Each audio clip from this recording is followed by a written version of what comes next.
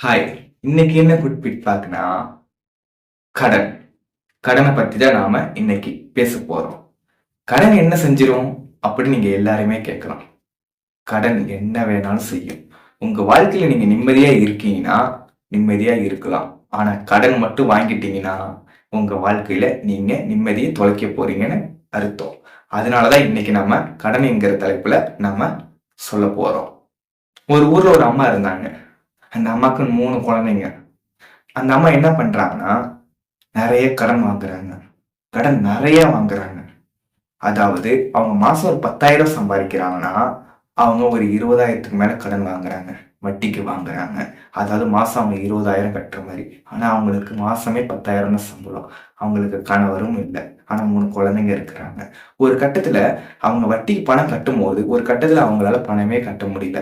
அப்படி கட்ட முடியாத போது அவங்க என்ன யோசிக்கிறாங்கன்னா, ஒரு குழந்தைய நம்ம கொன்னுட்டா நம்மள டிஸ்டர்ப் பண்ண மாட்டாங்களே, நம்மள தொந்தரவு பண்ண மாட்டாங்களே அப்படின்னு ஒரு கட்டத்துல அவங்க யோசிக்கிறாங்க.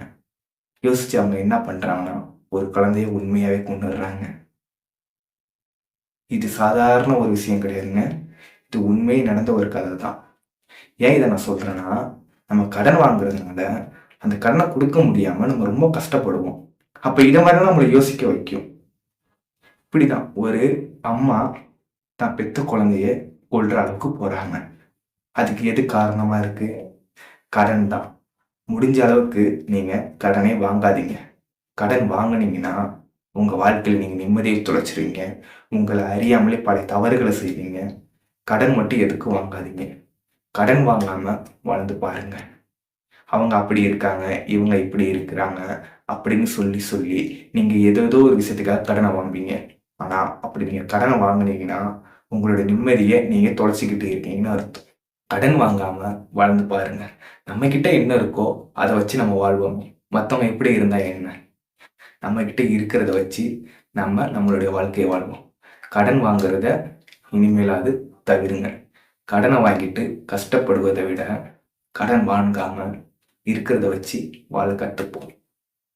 அவ்வளவுதான் என்னுடைய கருத்து.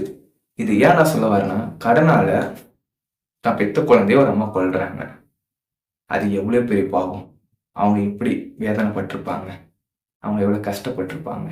அதுக்காக தான் சொல்றேன். கடன் என்ன வேணாலும் செய்யும்.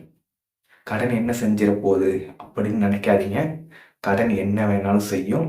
முடிஞ்ச அளவுக்கு கடன் வாங்காம வாழ்ந்து பாருங்க.